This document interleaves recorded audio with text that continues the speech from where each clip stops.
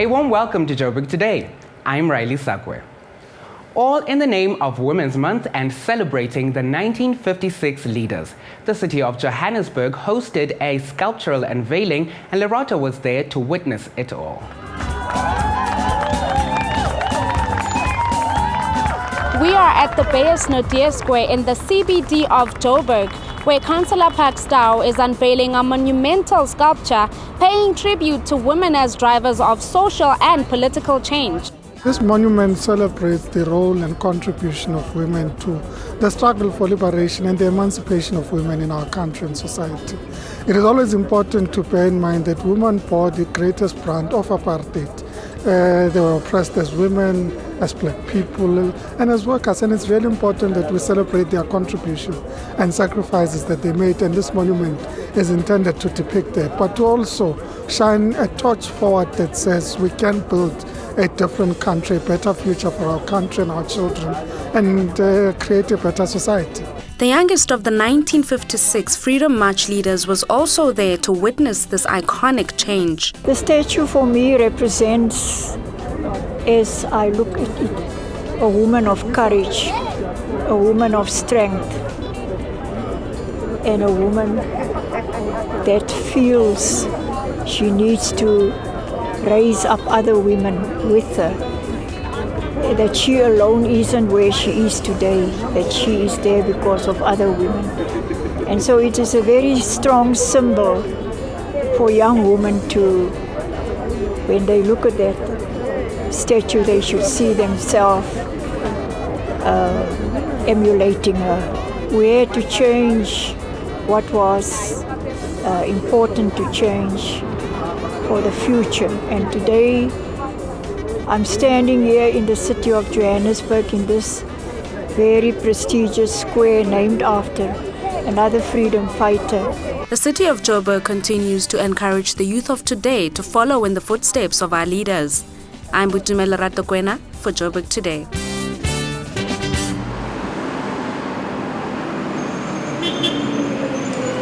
I'm John Terode and you're watching Joburg Today. Join the conversation on our Facebook page, that's joburgtoday.tv. Follow us on Twitter at Joburg Today. And if you're one of those people who are constantly on the move, then pockettv.mobi. That's pocket with an I.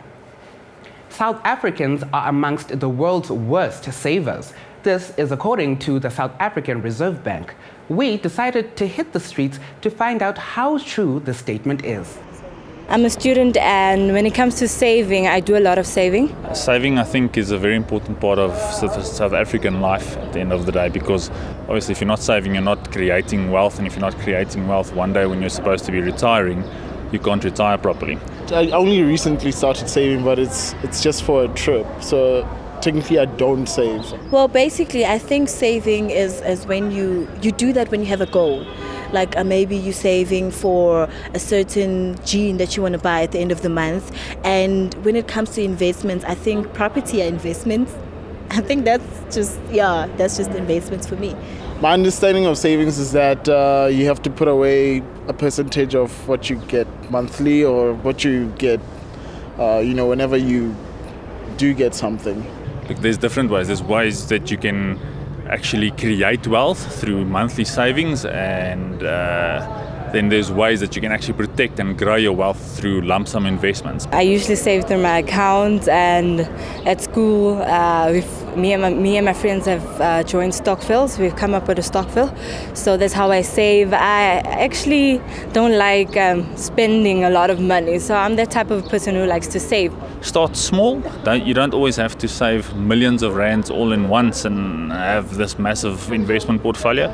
A lot of people oversee the importance of starting small and then building up one day to be a better investor, a bigger investor, making more money.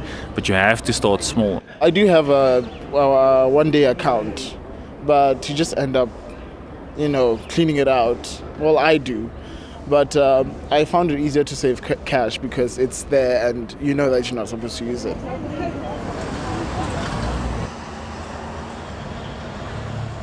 I'm Zondile Ngubeni and you're watching Joburg Today. There are many significant monuments in Johannesburg that depict the history of the city. However, the gold mine statue situated in Braamfontein stands out due to its relevance. And we found out more about its history. Right from the beginning, Johannesburg has been the work of the men who delved underground, finding the gold. I know we don't have active mines in Joburg itself anymore. When I was a little girl, you could feel the ground shaking when there was a rock fall. But we still need to know that our wealth is built on mining. Well, the miner's statue was actually put here because the town hall was moving up into the new civic centre and at the top of Rissik Street, so that as people came out, they'd go up the hill, there would be the miners, the focal point of Johannesburg, the people who built the wealth of the Witwatersrand. And in fact, it was a donation from the Chambers of Mines of the Transvaal and the Orange Free State. And this was the new civic centre area. And behind us, of course, is now the Metro Centre. It seems a little bit old-fashioned because obviously the rock drill is an old rock drill, and the lamp that the miners carrying is very old indeed. I think it's even older than 1936. And the rock drill points towards Langlaagte, which is southwest of here, because that's where the first gold mines were developed in 1886. The gold mine statue situated in Braamfontein, it's one of the most iconic statues reflecting on the city of Johannesburg. As we all know, Johannesburg is a city of gold and a city of miners. I'm Pomashego for Joburg Today.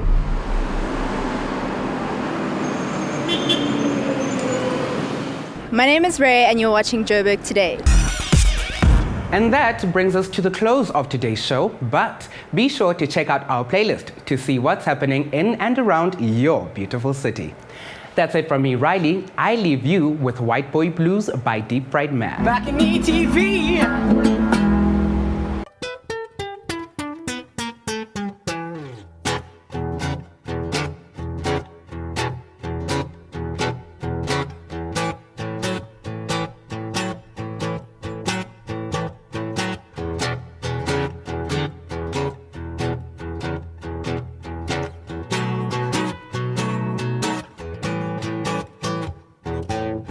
Woke up this morning in a Tuscan villa. Our president still isn't Helen Zille. I'm scared this country's turning into the next Zimbabwe, so I spend my time looking for clues. I think I've got a bad, bad case of them white South African blues. They say I'm privileged, and I guess that's true. But I pay my taxes, and I don't see nothing improve. The electricity price is outrageous, and it's going up by 15%. And my neighbor Yanni says all the money's just gonna go towards more Lobola for our president. It seems our way of life is under attack. My gardener's from Malawi, they sent him back. And every time my domestic worker rearranges my closet, I can't find my shoes. I'm no closer to finding a cure to these white South African blues. There's a poor selection of organic veggies at Pick and Pay. I'd rather go to Woolies, but I'm meant to stay away. Their economic equity policy makes me so mad I could phone into 702. Well, is there any wonder that this white boy is feeling blue?